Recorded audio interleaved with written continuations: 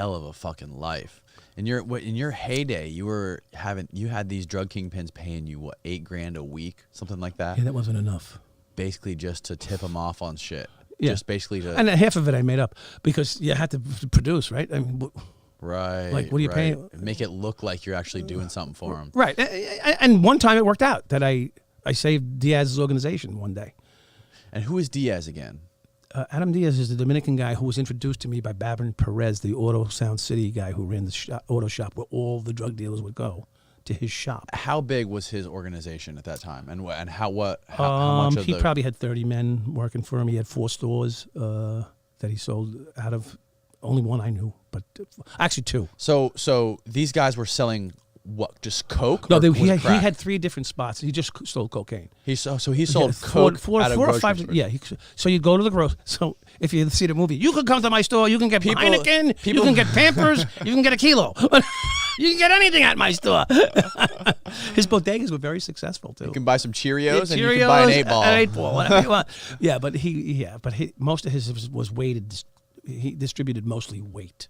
But he had 1 or 2 spots because everybody likes, the lower you go on the number, the higher the profit margin is. So he had 1 or 2 spots that sold 8 balls and stuff like that, which I didn't know about until if I had known all I found out. Because when you get arrested, you get all the documentation from the case. I was tied into his case, and I got all the documentation from his case.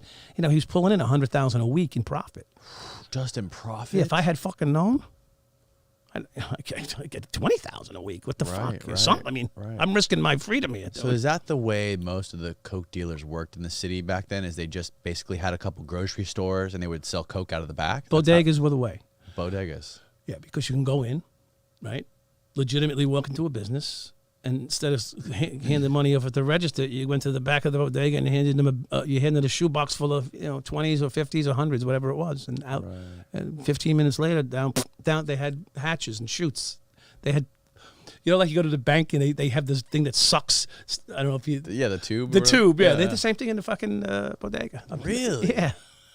That's wild. And everyone was buying like large amounts. Well, that was his. That was his thing, it'd be. That's how he sold to like the street dealers, right? Oh, okay. Yeah, right. Okay. Yeah, so he would pick up 100 kilos and sell them in a week. And where was he getting the kilos from? So I didn't get that. I didn't get to that part of the routine, but from what I hear and what he said, he got them from large distributors that were tied to the big guys, the Colombians, like the Medellin cartel. Yeah, the cartel. Yeah. Pablo and stuff like that. Yeah, that guy was pretty interesting in the documentary. He had a very interesting demeanor to him. There was so many. There was one scenario where you guys robbed, or somebody robbed a store or something like that, and there was 2 guys who robbed somebody else's store. You could his cousin's store. His cousin's store, or whatever, and then he sent you guys after them. No, he sent us to rob his cousin's store because his cousin was robbing him.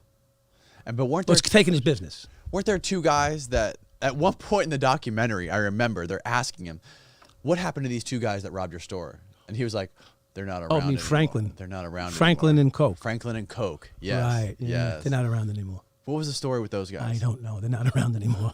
Is that part of the RICO? Actually, I don't think so, but let's just say yes. I don't know. They're not around anymore. But you were the one who who chased them. We down. got them. Yeah. You got them. Yeah. And they're not around anymore. I don't know about that part. Oh, okay. Yep. But I was told they're not around anymore. Okay. I don't know. I don't know. But I was told they're not around anymore. But I didn't have anything to do with that part of it. Oh, okay. Yeah. I found them. But So I found somebody. I found him. He's over here. Got it. And you just told him where they were. Yeah. Oh, yeah. I understand. They're here. Yeah. So that guy was making $100,000 a week in profit only. How much time did he get? Do you know? Do you remember? I know he did 8 years initially. So, and he said he wasn't sure. He said he was charged with money laundering, not cocaine. Oh. Yeah. So I don't know. I mean, I didn't read his papers, but that's what he said. So, and we've spoken. It seems like I speak to him every couple of days. Do you really? Yeah. What's he doing now? He's running a laundromat. He's rolling cigars and he's rolling it. He's rolling right here. Are you serious? What does that say? The 75. Right. It's a cigar. The mind of Brooklyn, land of fuck. Brooklyn's the land of fuck? Is that what it's known? It says, welcome to the land of fuck. Why is it the land of fuck? Explain that. What does that mean? Okay, so in the movie... I remember from the movie. That term was used, yeah. So, that's why we put that on the T-shirt and the cigar label. So is he still in Brooklyn? Is he still in New York? No, he's been deported to DR. Oh, he's deported. His family has a tobacco plantation in Dominican Republic. Yeah. Wow. Second largest, Palma Tobacco. And who's the other guy? What was his name? Chico? Chico. I mean, Chicky. Chicky. No, the other guy who had the small little baby cartel. Or the small little drug gang. The first guy you started working for. Oh, yeah. Oh, gosh. Yeah. He's dead. Is he really dead? Yeah. They killed him. His own people killed him. Oh, my God. I'm trying to think. What the fuck is his name? Anyway, yeah. His name was like Chico or something. Yeah, and his gang was... I can remember. I'm getting old. His gang was called The Company? La Compañía. La Compañía. Yeah, La Compañía. Right. Yeah, I pulled him over. Yeah, first day. You pulled him over after you found out... He put a hit on me. He put a hit on you. He put a hit on me. And how did you find out that he put a hit on you? Well, first of all, he put a hit on me because he shorted me $700. And... So I made it known that I wasn't happy about it, that he should come up with the $700. And he said, fuck you, I'm not paying you. I said, okay, that's fine. And then I put pressure on the store for about 3 days. I would park in front of his store. I chase his customers. I paid another bunch of cops to sit in front of his store for a fucking 4 or 5 nights when I wasn't there and chase him and bother all his clients. And then all of a sudden, my pager goes off, 911. We had pagers back then, beepers. And it's Barron's shop. And I said, what's up? He doesn't usually page me, especially 911. And he says, you got to come see me. I said, all right. I drove in to see him. I was on my way to work, 4 to 12. And he said to me, they put a hit on you. I said, who? And he said, the fuck is that kid? Chico. Chino, yeah. Chino put a hit on you. And I said, okay. And that turned out my 4 to 12 shift. I had this female partner, I think, with me. And I said to her, hold on, I got to pull this car over. I never saw this car in my life, but I knew what his car looked like because I was told. So I just took a guess. This is his car. I hit the lights. It was near his store. It was within a block of his store, up by Norwood and Fulton. If anybody listens, Norwood and Fulton by the elevated train, by the station, where the staircase comes down. I pulled him over. Said license, registration. He's reaching like he doesn't know. He doesn't know that I want to kill him. He doesn't know that I want to kill him right now. And I'm hoping to see a gun.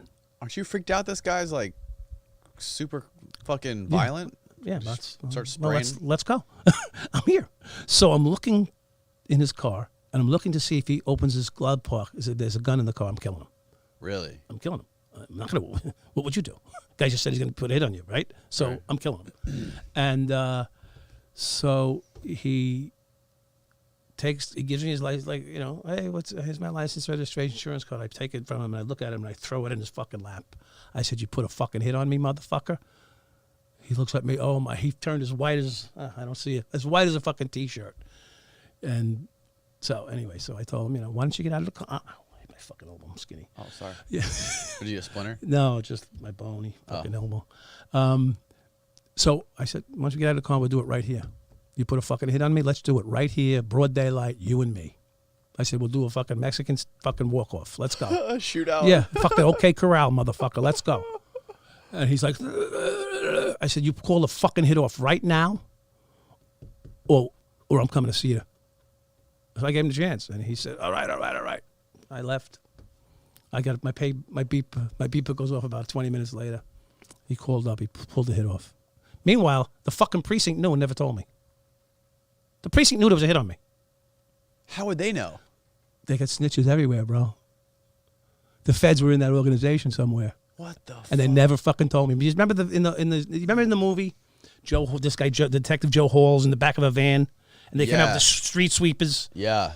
Well, there was a guy in that van that was pointing out all the organizational people because it was a snitch for them. They knew that they put a hit on me and never told me. That's fucked up. Yeah, well, they didn't want me, I guess, around.